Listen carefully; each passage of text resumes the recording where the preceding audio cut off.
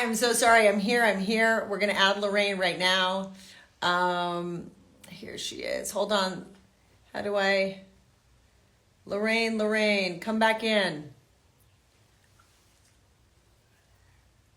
Hold on. 1 second. Sorry, guys.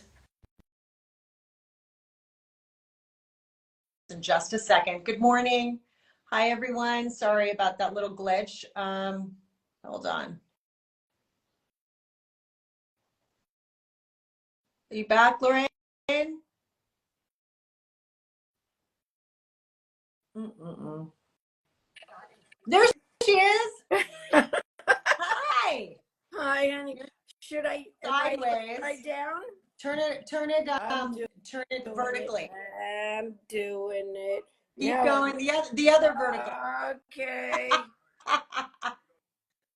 Oh, We're both so good at this. Now tilt down so we can see your I'm beautiful tilted. face. You would think this is easy. See, Yeah. this is So where my age. I This is the problem with my go age. down a little bit more. I'm You're going. doing so much better than my mother would be doing, Yeah, honestly. but I've been doing this so much. It's true. You are a I professional. should Hi, be at this point. beauty.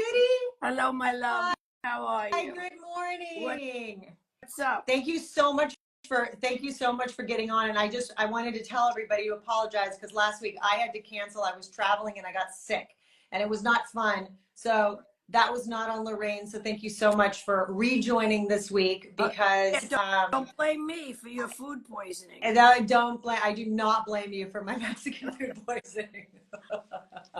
I don't know what I had, but thank goodness it went away quickly. I'm so happy to see you. Thank you everybody for joining this morning. Grab your teas or your coffees and we're just gonna hang out. And I was so happy to just see your face because we love each other. And every time we do get to see each other, it's It's it's always a joy. always a A joy. joy, yes. So, I mean, and we've you have, known each other forever. We've watched our children grow. yeah. You don't have grandchildren yet. I'm on number 3. But yeah, And, we know each other a long time. and congratulations on your new grandson. Can we Yeah. say his name? Oscar. Oscar. It's such a happy name, Oscar. It's cute. How did they, was there a meaning behind it? I honestly, I think we had a dog named Oscar, Oh, so I think that Oscar, got the name from her love for the dog. And you have a Margot dog, which is the other daughter. So yeah, the dog theme is working look, here, right? look at her. So, Say hi. Say hello, hi to Lorraine. Margot. So look, when Margot was just born, newly puppy, I would bring her to work. And I have the cutest pictures of Lorraine and Margot, which I can share with you guys after this. But Margot is so little and she's chocolate brown. Yeah, And we would just eat snuggle, her. She's so snuggle. cute. My favorite snuggle, though, is definitely with Leonardo. Oh my gosh. That was my fave. And he just loves you. And can you believe now he's taller than you? No, I can't stand. Where does the time go? It's crazy. People grow. It's crazy.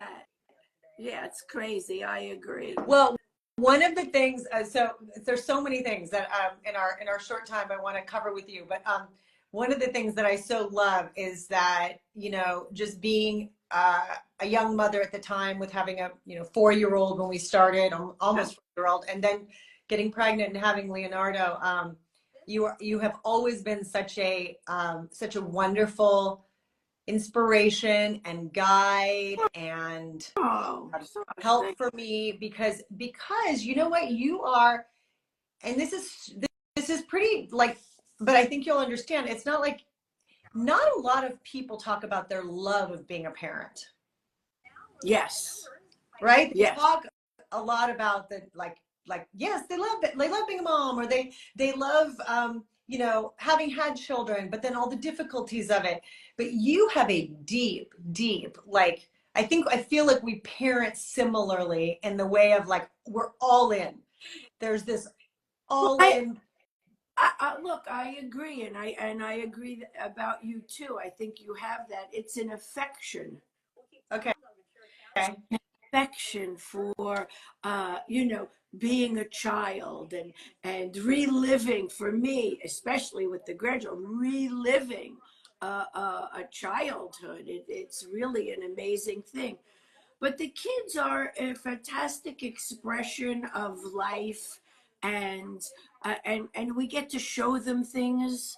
We get to do things with them. I mean, I think we've been extremely privileged to not have to work every single day Yeah. and have a month off or 2 months off or sometimes a year Yeah. off, Yeah. and and be with them and do things and show them things.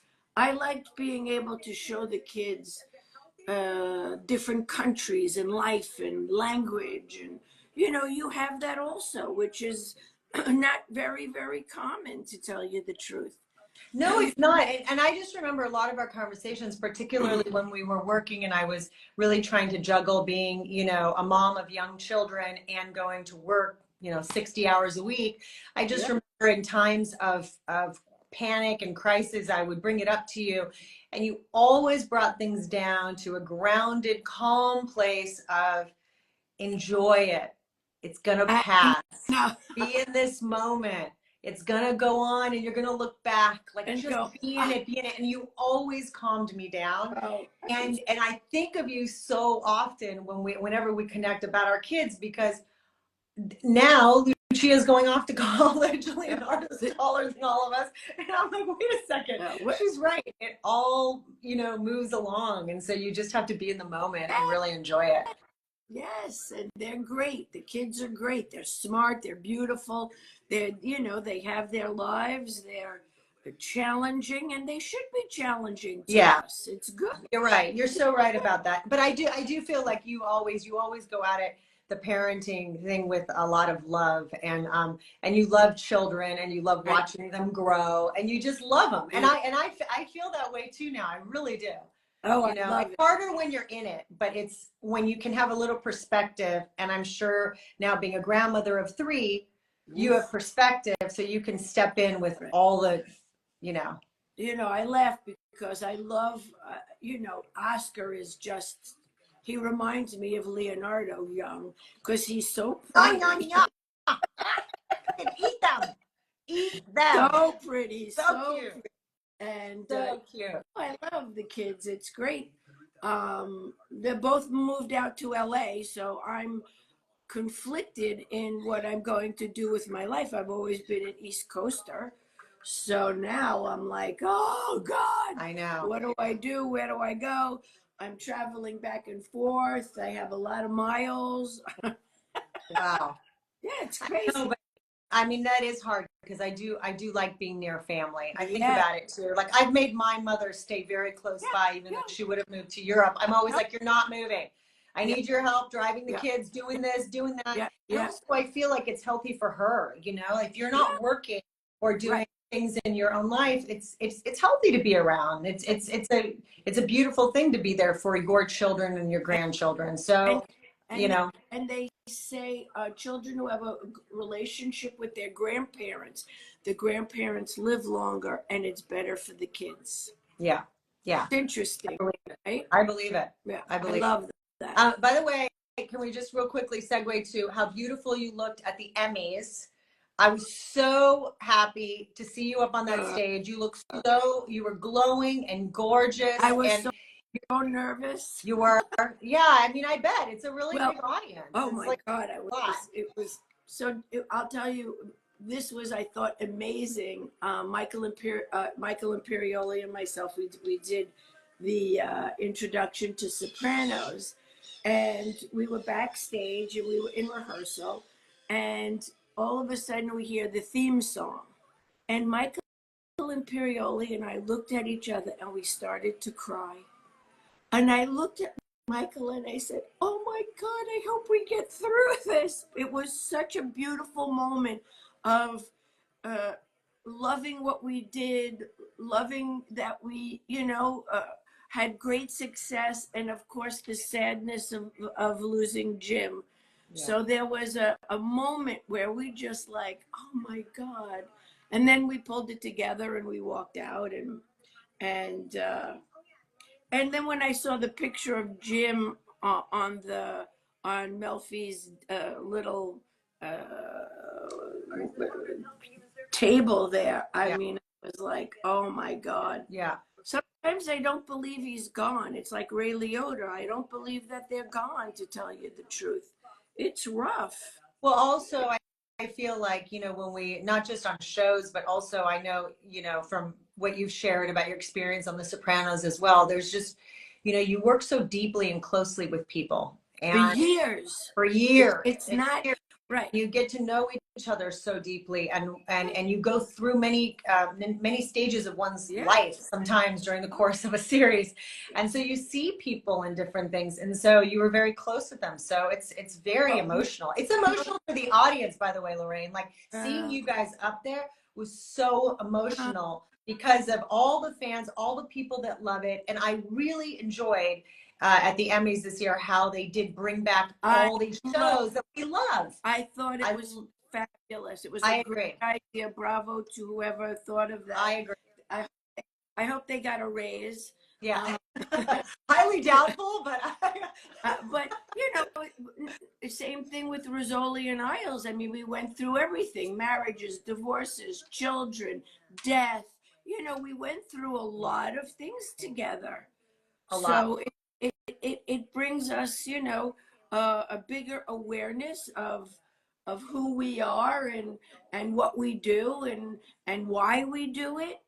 There's that too. So yeah. And then the other thing I just want to mention is how much I love that you've let your hair go gray. Oh, and I know over COVID, I love it. I think you look amazing, and you look beautiful on that stage. And I feel like, I mean, one of the things that we talk about a little bit, but is longevity, not just in this business, but in life. And I feel like one of the things that I so admire about how you approach not just your work, but your life is that you really enjoy the moments, like you've built such a lovely life with your children, your daughters, your son-in-law, just your like you really take time for all those things that are not about your work. Right. And so you have cultivated this and curated this really beautiful life. And whenever I get to drop into it, I have these like moments of inspiration of going, oh wow, this is how you learn to live well. And this is how when we age and we sort of go, okay, I want to work a bit, but I want to have time for my kids. Like, how do we balance those things? And you are amazing. Well, you're very sweet, Sasha. And I love you too, honey. I do. I think you're a very special woman. Thank you. A special mother and a special wife. Thank you, Anna. Thank you.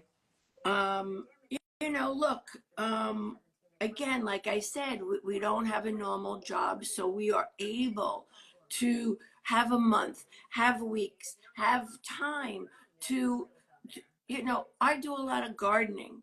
Okay. I have a big garden. I have, vegetable garden, and I love it. And I'm out there like a crazy person. I'm in the dirt, and it gives me a sense of my feet are in the dirt, my feet are in the ground. And it's funny because Margot is moving into a new house, and the first thing I said is, "Oh, we have to have a vegetable garden." Oh yeah. I have to have the kids know what it is, see what it is, where their food comes from. I think it's really important if it's possible. I mean, not everybody can do that, but you have patio tomatoes and stuff like that. Yeah. I think it's fantastic. But look, aging is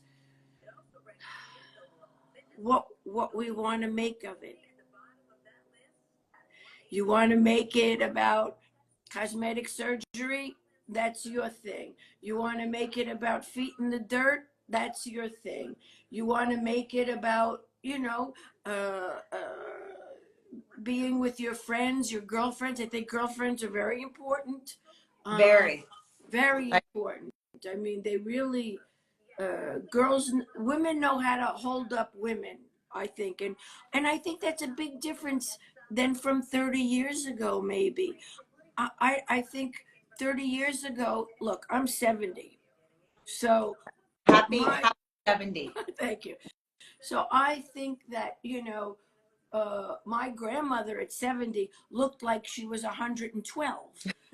She wasn't young and vibrant. I mean, I still feel I'm, young and vibrant. I mean, she looked like a real Nonna. Yeah, That because was at Nonna. 40 at the time, like it was fine. You look like a grand, like you're not out there chasing guys. It was a different time, women just sort of stopped and they're like, okay, they let it go. They were fine. Yeah, I think that, once they're married and start to have grandchildren, you kind of, they kind of let their own selves disappear. And I don't think that is today. I think today it's a whole other ball game. And for the last 30 years, we've talked about eating healthy, exercising, being the best person you can be. I mean, I really think that's pounded into Yeah. our generation, my generation, your Yeah. generation. Yeah. Yeah. Big difference, I think. But Yeah. in our business, the thing that's weird is that, first of all, I think first and foremost, and my mother as well, has said to me recently, somebody asked her if she wanted to, do something to her neck and this, and she said, oh, I have nothing against it, but I don't think I want to do that because I really don't want to go through that surgery. She goes, I'm much more concerned about what's going on my insides, and that I feel really great. My energy's great. My mental health is great. And to take a risk on a big surgery Oh, yeah. at this stage in my life it really knocks you back a bit, and you have to be open to that. And she said, I'm just much more focused on going on my hikes and doing this and doing that.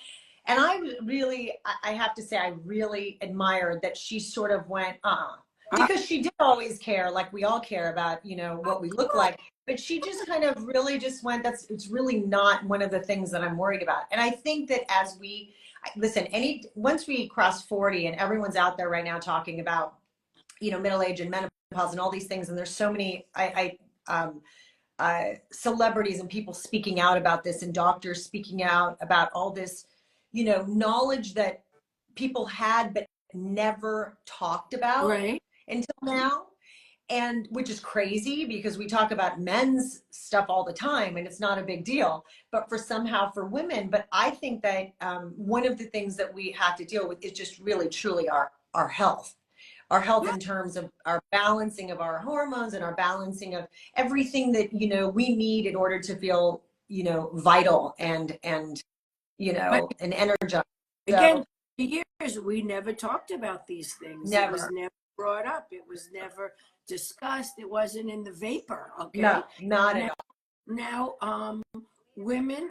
I mean, I really feel women are coming into their own. Oh, yeah. Okay. I think we have now taken a lot of power. The one thing I really want to see happen is I want to see women vote. Yes. Yes. Thank you.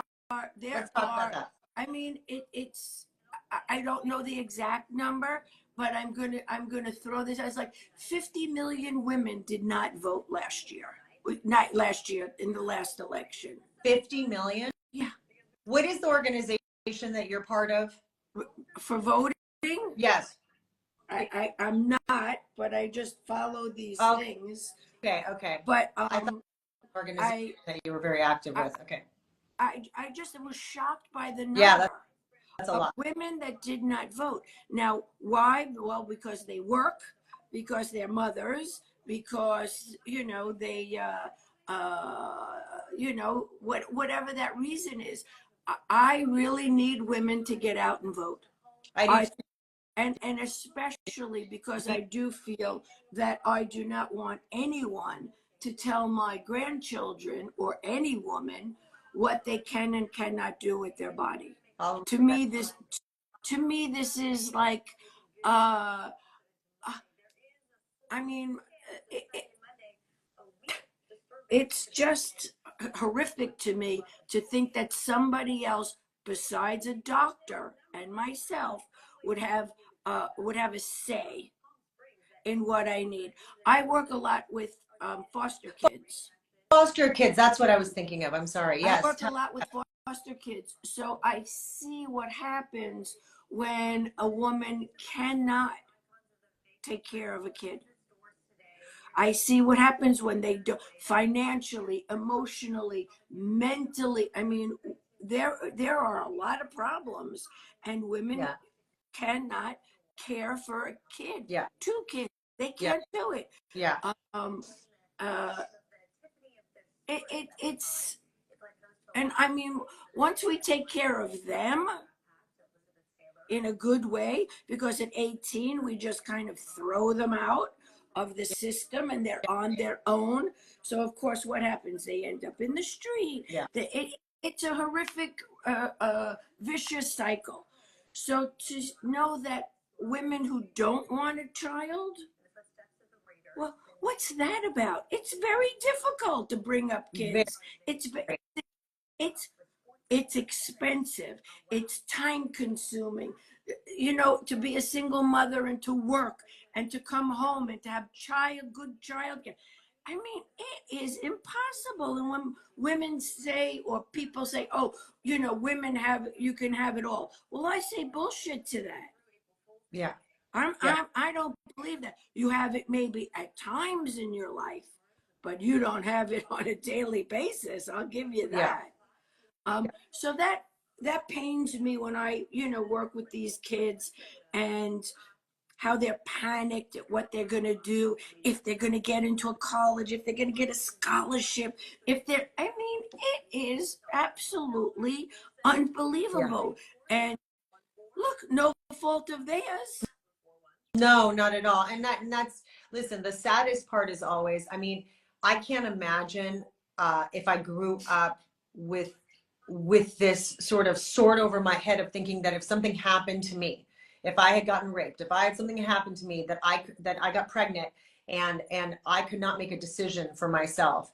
I just want my own, and we want our own children to have the same opportunity to do that. And this is, by the way, again, on here, I said this last time I did this, this is not a political forum because people are writing in and whatever. This isn't about, this is just truly just two women having a conversation over coffee about the importance about voting and the importance about stepping in and getting women out there to vote and to really look at issues and to really understand. And for us, one of those issues is our own reproductive rights to decide what's right for ourselves and our bodies.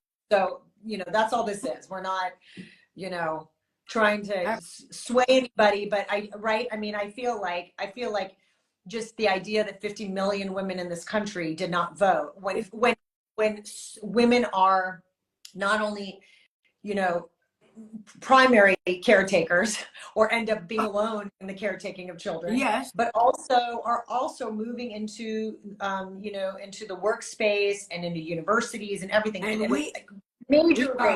we are growing.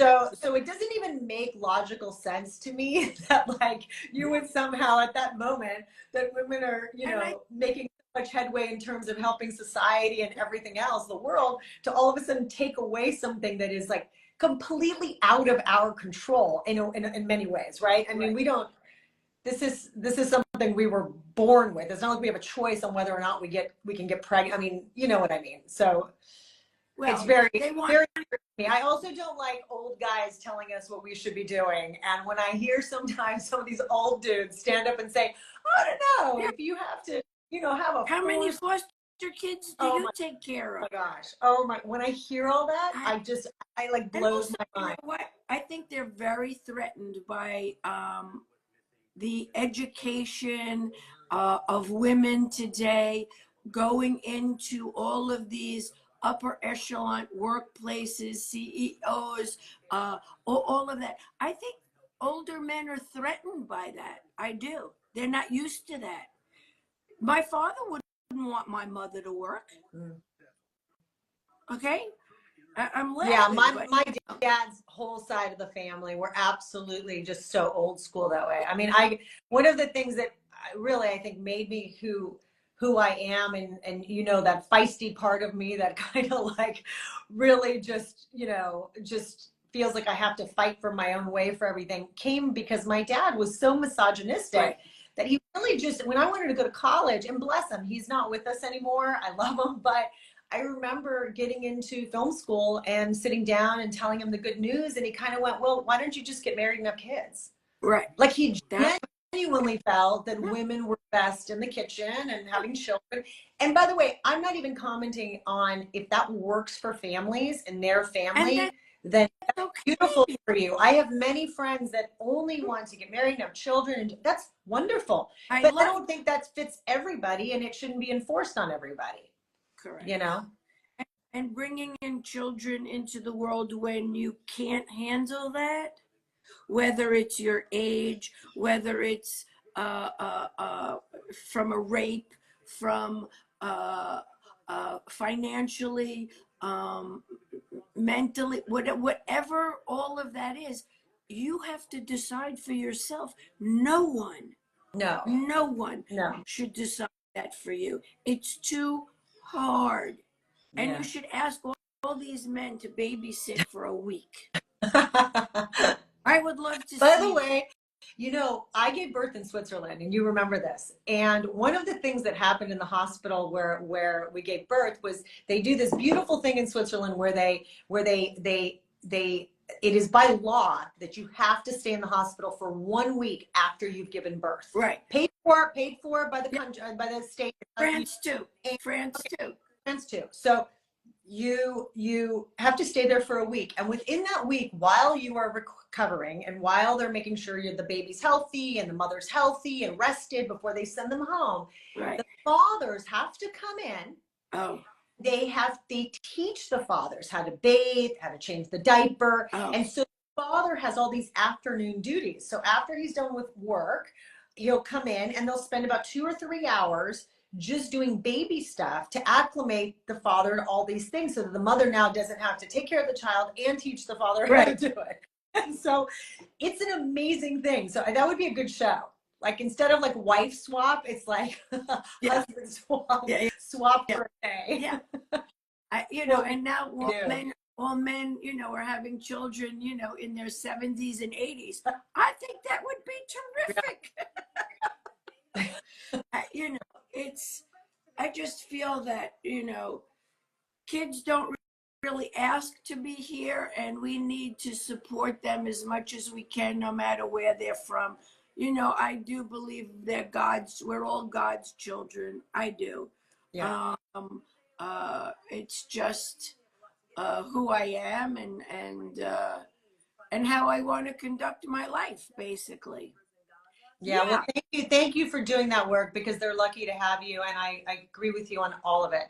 On all of it. I really do. It's so important, and I think we both just, like, I love children, and my heart, I spend a lot of sometimes my days talking to friends who are going through things with their own children, and maybe if I've gone through that already or whatever it is, I just find that at this stage I have just so much love for everything that, it is a hard world that they're in right now. Oof. And everybody just needs to be approached with love and joy, and just truly, I think if we all can give a little bit of that love to each other, all of our lives would be that much better for it. So thank you. And the other thing is, I think a lot of kids today are medicated because they're under challenged. Mm. That's interesting. I never thought about that, but I think you're probably right. I think they're under challenged. Yeah. Yeah. I had a friend going through something, and recently, and I said, just let them figure it out. Let them figure it out. Right. But I see so often that, and it is hard. It's hard to watch your friend or your partner or your child,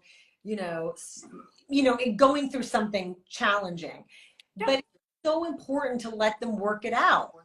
And I agree that you grow away from them. That's we take it away. Lesson. That's the lesson. Yeah. And if you take it away, you don't learn the lesson. You don't. And you don't learn. It makes their lives easier, and it makes everything easier. No. Listen, I'm making my son pick up his clothes. He learned how to do the laundry. I'm like, kiddo. I'm like, Yeah. this is, we're starting early. Like, you know, it's so easy to pick it up for them and do things for them. And Tell Leonardo I'll come do the laundry. yeah. See, you're bad. Wait, Lorraine, I have to tell everyone something such a great memory. The last time I saw Lorraine, I was in New York, and we planned to have a dinner. And so she told me to meet her at like some very early hour, Lorraine. It was like 5 or 5:30 p.m. on a Tuesday. I like to eat early. This way I have my whole night in front of me. It's like a whole new day. So it was, like I said, like a Tuesday midweek, and it was an Italian restaurant in somewhere downtown, Greenwich Village. Greenwich Village, and I arrived there thinking no one was going to be in this restaurant but Lorraine and I. And I show up and it's packed. I mean, it is like, there's a line, it's packed with people, it's super happening. I was like, this is amazing. But I felt all of a sudden the maitre d' sees me. I say, I'm here with Ms. Bracco. And he goes, yes, of course. Andiamo, huh? And he like pulls me over. And as I'm walking into this restaurant, I totally felt like I was in Goodfellas. It was like, everybody was like moving and coming at me, and the waiters. And I'm like, what is happening right now? Like, literally, it felt like a movie. It was so like funny. But I move through this crowd. I go through the entire restaurant, to all the way, swerve to the very, very back. Yeah. Sitting in her little booth is Queen Bracco. She's like, hello. And I'm like, what is happening, Lorraine? I mean, what's going on right now? I feel like I am in a movie. It was such a perfect New York moment with you. Cute. So much fun. I'll never forget it. And then they brought us so much food that the two of us the other thing. Yeah. They just packed everything up. Crazy. It's crazy. And it was delicious, but it was a shame to go to waste. But I mean, nobody. It was at Carbone. I remember. It was Carbone. I like Carbone. It's a lot of people. They apparently opening up all over the country, in Vegas, in Dallas, amazing, all over. I'm thrilled for these guys. It's a couple of brothers, and they did a great. They have a great restaurant. It must feel so fun. I mean, I have a husband that's like that too. And the great thing about Italians is when you go into an Italian restaurant, you're like the royal family. Like, Italians treat other Italians like they always have a table. They're totally going to take care of you. It's like, it's on. It's so fun. It's very special. I agree. There's no other nationality, I think, as open and welcoming than Italians. But even in Italy, you know that it's so precious. It's so precious. It's incredible. By the way, that's on my bucket list to do Italy with you. So whether it's to come to see your amazing place in Sicily or you come visit us, but that would be, we laugh all the time. We have so much fun, you know. I was laughing because Stella just moved to, close to you in LA. And I said, Sasha is right here. You guys should get together. And she says, does she cook? And I said, no, but her mother-in-law cooks. So we laughed. I know you cook, but I was just teasing Stella. So funny. Yeah, you know what? She does cook, my mother-in-law, and as you know, she taught me how to cook, because I really didn't have. I don't know. My mom is an amazing cook, and a lot of Eastern European dishes, Mediterranean dishes, but she wasn't so patient with me, like teaching me. Right. So I think in our 20s we don't care. We're not so into getting domesticated, or I wasn't. And then, but then I think when I was pregnant and spending a lot of time nesting on Sophia's, I just was like, all right, well, I'm here, I'm pregnant, I better learn how to do this and learn to make things that sort of get passed down into our family. And I think that's so special, by the way. Like, I love the idea that we have family dishes that we learn to pass on from generation to generation. It's very important. You do make a great flourless chocolate cake. You remember that cake. And I make great biscotti. Oh my gosh, we had a biscotti party. Everyone remembers your biscotti. Actually, Lorraine's biscotti, I just want to say, and we should probably maybe do a session where we do a thing to teach it, because they're rather simple to make, but they're specific, but they're gorgeous. She makes these beautiful, your recipe is these beautiful big biscotti. And we did once, Lorraine, years ago, we did like a little biscotti party, remember? And then everybody made them. It was a fundraiser for the school. The fundraiser for the school. That was so fun. And who won? Did you win? I did. How do you remember? Of course I remember. I call them now my award-winning biscotti. They are award-winning biscotti. But I have biscotti. I have the little recipe in my recipe, but it's so good. So you should make. I teased Stella about, going to you and having pasta. So get ready. Right. Okay, let's do it. Let me just see, does anybody have any, can I take 2 questions here? Anybody want to add anything or ask any questions? Are we good? I don't know. It's kind of like, oh, here we go. Hi, Lorraine from Italy. Ciao. She said vegan biscotti for the win. I don't have that. Yeah. Okay. I don't know. Italians don't do gluten-free and vegan. Maybe now a little bit more gluten-free, but how is it living in Sicily? Oh, I love it. Love it? You know what? One of the reasons I bought one of those €1 houses, if people don't know, and I did a show on HGTV, which you could see on HGTV Go or something like that now. But I read this article on CNN and I just said, oh my God, this is fantastic. I want to produce this. This is a great show. And then when I brought it to them, they said, well, if you want to do it, it's yours. Do it. And I was like, well, I don't know if I want a house in Sicily. And they sent me to Palermo. And the minute I landed in Palermo airport, I was like, oh yeah, I'm in. I want this. I'm going to do this. This is great. And I went and I saw all these houses that were absolutely horrific, that, I wouldn't let my dog live there. And we did it, and it took 1.5 years to do, but it turned out to be adorable. And the reason why I really did it was the people. Yeah, amazing. I would walk in the street and they'd say, are you the American looking at the €1 houses? I go, yeah, it's me. And the people they loved me. It was so crazy. We had a fabulous mayor in town who was one of the one who kind of started these €1 places. And he'd served about 10 years and his time was up. And I happened to have been in the town that when he was saying his goodbye speech, and he asked me to introduce him. Oh, I sobbed. I was like, oh my God. And I said, well, my Italian's really bad. He said, we'll get you a translator. And it was so amazing. And I said to him, really a big reason why I did this was because you were so open and outgoing and loving and caring and about your town, about the people, because a lot of young kids, had no desire to stay because there wasn't enough work, there wasn't enough action. Yeah. And I get it. And the people were yelling and screaming, thank you.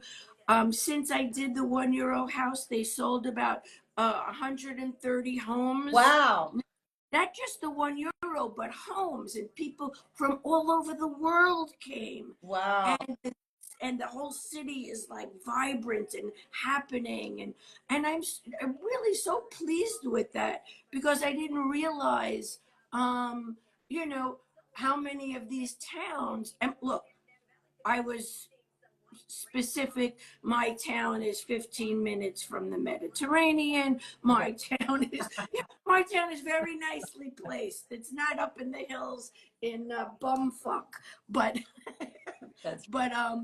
and it's a beautiful town. It was really, it's great.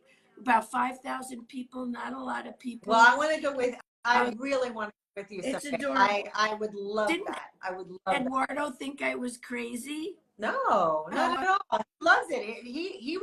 He thinks it's amazing because there's so many of those beautiful, beautiful old homes that just need to be restored. I think it's more a question of infrastructure in Italy, and it's not an easy task to be able to do. So I don't disagree. You know, I had a film crew, and Yeah. everybody wanted to be on film in the movie. But I love beautifying spaces, Oh. as you know. So like for me, buying something like that and getting to do it is like on It was great. on my wish list of, you know, bucket list of things to do in my lifetime. Like I would love it. I loved it. Before we go, I just want to ask you one last thing. Speaking Go. of Italy and whatever, you finished a movie called Nonnas. Nonnas, which for those of you that don't know means grandmother in Italian. So I'm taking it, it's about some nonnas. But the cute thing is it's a true story, and it takes place in Staten Island. This young man who's played by Vince Vaughn, his mom passes away, and to remember her and honor her, he decides to open up a restaurant, which he has no idea about opening. He works for the MTA. And all of his friends are like, what are you, crazy? He takes out a loan, he gets some money, it's crazy. And what he does is he puts on Craigslist nonnas who want to cook. And all of these nonnas come. That's so audition. Already funny. But it's a true story. But the most important piece of it, and obviously when it's ready to come out, you're going to do a lot of promoting for it. But I think the most fun piece of it was that given, you know, COVID and a lot of changes in the film business, it's been pretty quiet for a lot of people, a lot of us. And I feel like that was something that landed in your lap that really was exciting and fun at this moment. And so I'm really happy for you that you had the experience. So was the experience as fun as when you first read the script? Yes, it was adorable. I loved every minute of it. It's an adorable movie. It's a movie that, you know, you could bring your kids to. Yeah. There's no killings. There's no violence, except a little bit in the kitchen with the women. Yeah. There's always violence in the kitchen. There's a little food fighting, which is a lot of fun. And did you have to wear knee-high pantyhose? I dressed the part. Okay. Yeah, I dressed the part. Okay. My gray hair was perfect. Perfect. You knew, you manifested it. You did it because you knew you were bringing in that movie. You were ready. I was so happy about that, not having to wear a wig or any of those things. I said, she's fine. The hair is perfect. But I did have a great time. And and Vince Vaughn is delicious.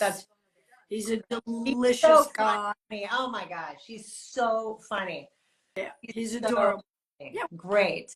He had a great time. Well, somebody just wrote on one of the comments was that my coffee is probably cold. It is, and I just want to say that I really like cold coffee. So in my house during the day, I don't throw my coffee away. I'll leave it wherever I'm sitting. And then you find it. And then Eduardo will come up and inevitably make fun of me because he'll say, oh, do you still want it? Because he thinks cold coffee is pretty gross, but I love it. And I actually prefer it to get colder. Like in an hour, wherever I find it, I'll take a sip and I'll think it's just as good as it was. Mine is fine. I'm a big coffee drinker. I love it.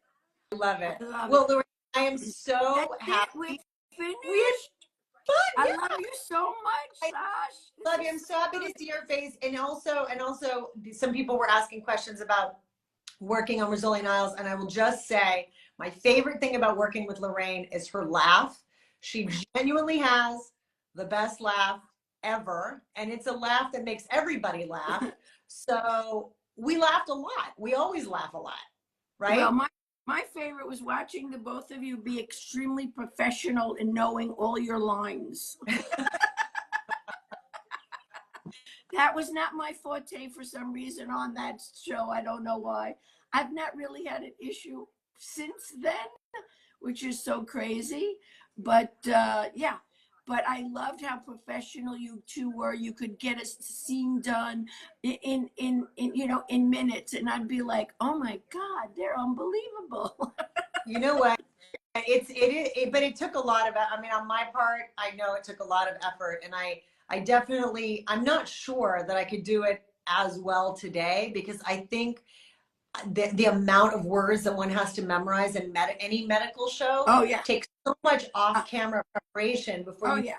get, Yeah. because they're not words that come out of your mouth easily. So you have to Sure. just practice so much before you get there. But we had so much fun, and But I always love I you. I Yeah, tell have me. to tell you that my brother loved you in Rizzoli. He used to go, "How's that? How's that? Isles, Dr. Isles. What's she like?" He used to make me laugh. I said, "What? You got the hots for her? She's married. She has kids." That's so sweet. That's so sweet. Well, Oh yeah, I loved it. certainly missed some of the clothes. I will say that. It's fun. Ah, Good yep, clothes. yep. You were hot. Not like Clothes. me. I wore that same apron for 5 years. You know, actually, I was cleaning out my kitchen, and I'll just say this: I kept from the show this beautiful tea set that was in Mora's kitchen. It was a white tea set, and it wasn't some kind of special china or anything really expensive, but they had found this beautiful tea set that I just loved, and it was the thing I took from her This, kitchen, and I yeah. still use it. Oh, I And it's love that. favorite tea set in my house. It's so I special. love that. Then, yeah, it's really, really beautiful. I Anyway, don't think I all have. right, I love you. We're going to end I now. don't Thank want to end now. I know. What? People have to go after We times. just We gotta started. work. No, I I'm know we teasing. can do it again. We'll do it Okay. again. But thank you everybody for tuning in, and thank you for hanging out with us, and thank you Lorraine for coming back this week. I'm sorry I canceled, but you're the best, and I love you. And lots of love to all your babies. And to you. Thank you. Kiss the kids and Eduardo for me. Thank you. I will. And I will. Mama. I Bye. will. I will. Big kiss. Bye. Bye. Thank you guys. Bye. I don't know how to shut anything off.